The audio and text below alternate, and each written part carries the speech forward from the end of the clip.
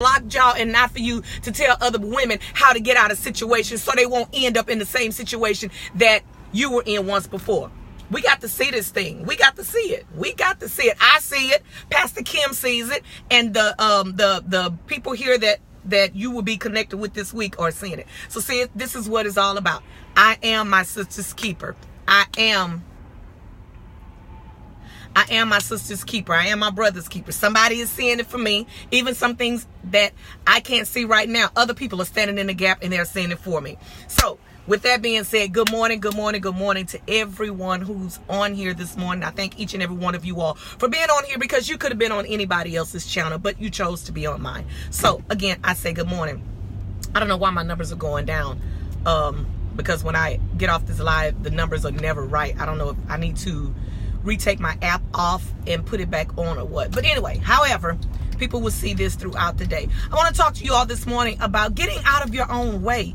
Get out of your own way. Sometimes we are the only ones that's standing in the way of our own progress. Sometimes we can't progress. We can't go any further because it's us.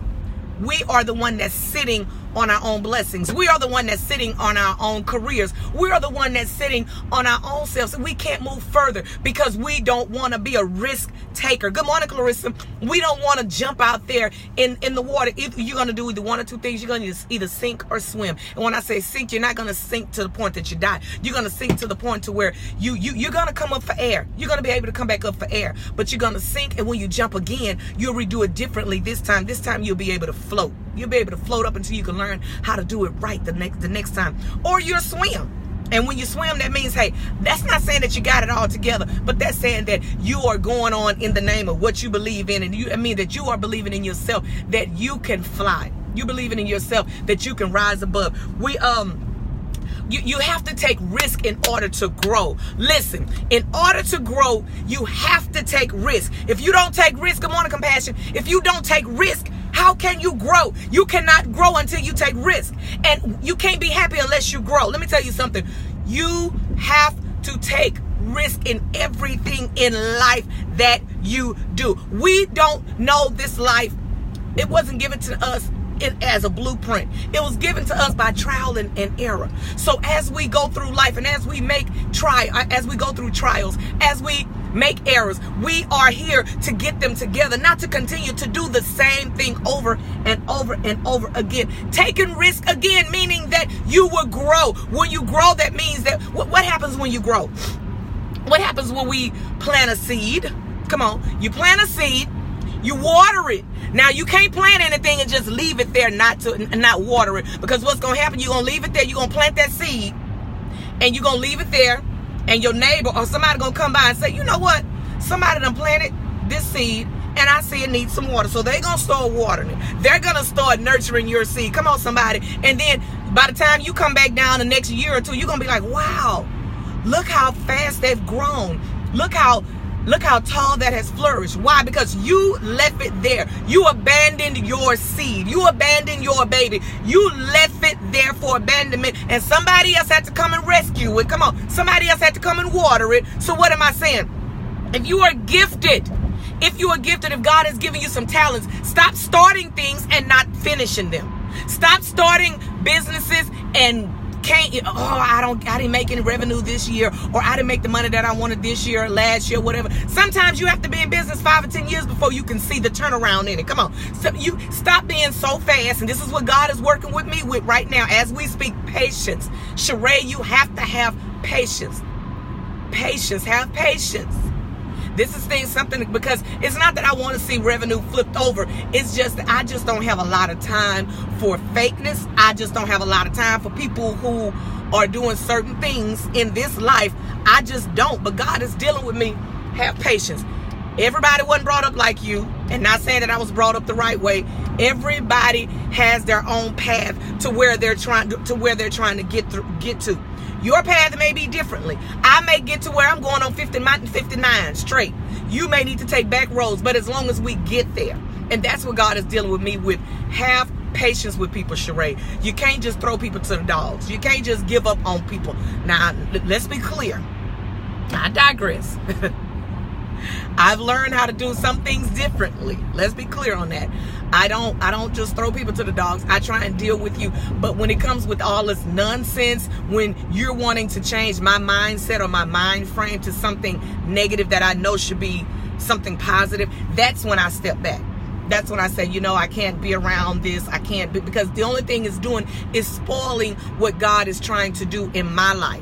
When you keep allowing, I say all the time, negativity to come in, when you keep allowing negativity to come in, the only thing it's doing is just pouring down on the positive that you have if you allow it. You have to learn how to deflect. You have to learn how to put people in their places, whether it hurts or not. I'm getting to the point, I don't like hurting people's feelings, but I'm to the point now, when it comes to my brand, when it comes to me, when it comes to the people around me that I love, yes, I'm speaking up and I'm speaking out on their behalf. Because you're not going to come around me and you're not going to diss my folks who work with me. Let me tell you something. When we're in church and we say people have adjutants, right? We'll be like, oh, they adjutant, just do whatever they tell. No, you have to have people like minds that's like you. If you are a nice person, the people, your team have to be nice. You can't have people on your team that's nasty to folks. You asking people, of course, can I take a picture with him or with her? Or can I do this and that? Now she this and that. Now he this.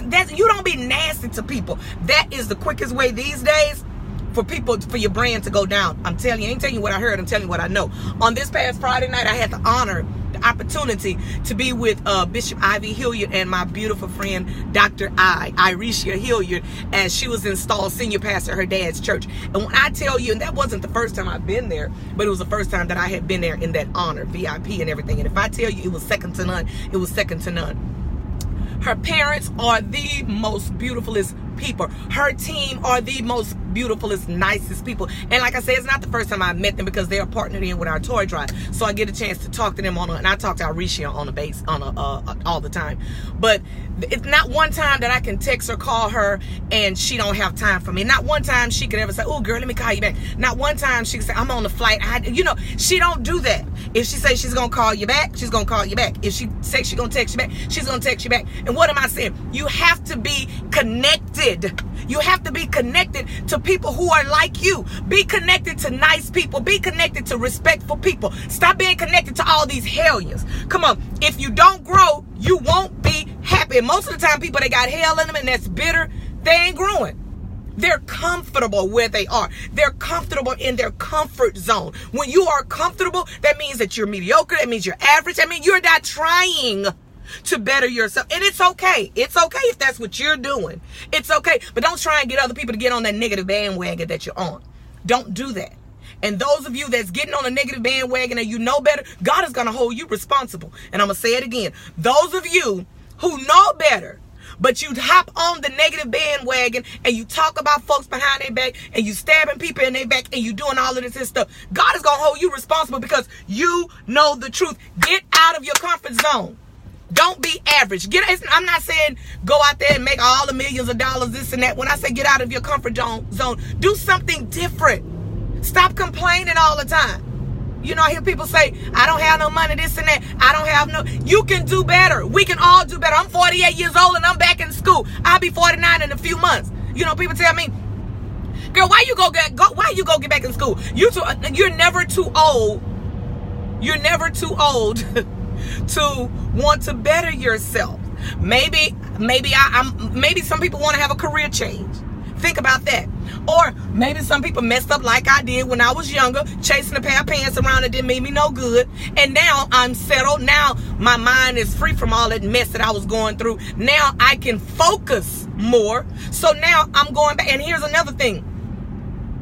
I'm still working on my show. I'm going to give you all an update. I had to learn. I'm forced now to learn. See, we're still talking about getting out of our own way. I'm forced now to learn the back ends of this producing thing. I'm forced now to learn the back ends of this TV stuff because I'm wasting and spending entirely too much money with people who's just taking my money. So what do? You ain't gonna keep taking my money that I'm working hard for. So what I'm doing, I'm in school now so I can learn. I can learn the business part. I can learn what's supposed to be charged the correct way. I can learn what I'm supposed to be paying out when you cut, edit, and come out and film, all this here kind of stuff. You have to want to learn and do better for your brand and for you. And we're gonna go through. Let me tell you something. When you sit on an airplane, what do they say? Buckle up for safety before we go, because once we get to a certain latitude or before we get to a certain height in the air, you're going to go through turbulence. So I say to you on this morning, buckle up your spiritual seatbelt. Buckle up your natural seatbelt, because anything that you're setting out to do that's positive, you're going to go through turbulence. You're going to go through some bumps and some humps. You're going to go through some hiccups in the streets. But if you're mentally safe and have on your safety belts, you're not going to fall. You're not going to fall. The most that will happen, you may have to start over again and keep redoing things all over again. And it's okay. I say all the time, it's okay to keep redoing things all over again, because eventually you will get it right. Eventually you will get it right. Have some type of affirmations for yourself. Motivate yourselves. Motivate yourselves to do better. Motivate yourselves to motivate others to do better that's around you. If you have people that's around you and you know they have potential, you know the potential is there. And if you know that you can help them in a way to bring that potential out of them, do it. Do it. It's not saying that you're babysitting them. Now, I'm not saying go and babysit people who are not trying to do anything. There's a difference. Let's be clear. There's a difference. There is a difference. You have to back up sometimes and let people do them. But if you have some people sometimes that you know they have great potential, because see, here's the thing. God allowed people to stand in the gap for me because they knew that I had great potential. There's people standing in the gap for me now because they know that I have great potential. But here's another thing. Here's something else. Don't allow people to come in again and take from you your baby or your seed that you've planted. Water your own plant. Let it grow. Let it flourish. And people will know. The Bible says they'll know you're Christians by your love, right? Live your life to where people will know who you are, what you are, and what you stand for. Okay? And I say again, because I want to tell you all about this my show. When I say don't allow people to come and take anything from you, you all know that we were doing a VH1 pitch, and I'm gonna do an update, but just give you all just a little bit, because the closest people to me still don't even know this. This is my first time even talking about this, because my first impression was, oh my God, not embarrassed because we've been filming. It's not that, but it was kind of like I had to process it myself. We did the pitch to VH1. Here, stay with me and follow me. This is what I'm saying. I'm not going to give my baby over to anybody. I decided to get my butt in school so I can learn the back end, because you ain't finna take my show when I'm the talent. I've created all the content. This is what I do. I created the content. I am the talent of my show. So you're not going to come in and tell me, okay, we're going to come in and we want to do your show for you and pay me $300 an episode. No, it's not going to be. It's not. I pay more than that for people to come out and film me. We've been working at this. It's been hard to get someone to take it because it's independently done. Now, if it wasn't independent, somebody would have been taken it, because that means they can tell me what to do. They can mic me up when they want to. They can do this and that. They want me to take the name Christian Diva out. No, we don't want it to be named Christian Diva, your Christian Diva show with a twist. Okay, but that's the name of my show. You're not going to take something from me and rename it. No, we're not going to do that. Okay, and we don't think that the Congresswoman should be in any of your segments because that's political, and we don't. Those are things that I host, and those are things that I've done. Yes, I do. And we don't need too much church in there. And we don't need, in the morning time, you always talking about scriptures and you always motivate. Okay, either I'm going to show people my talent, my raw talent, what I do, or either I'm not. So they're telling me either you have to be motivational or you have to not be motivational. You can't be both. Yes, I can be.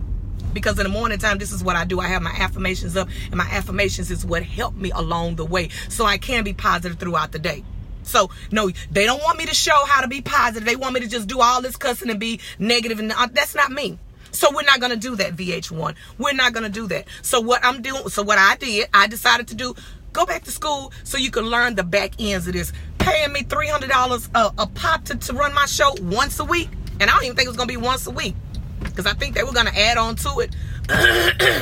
Excuse me. I think what they were trying to do is kind of do a spin-off from somebody else to add mine and theirs in together and collaborate. Now, don't ask me how they was gonna do it, but this is how they were telling me in the emails. I objected. The first thing other people was telling me, you ought to do it because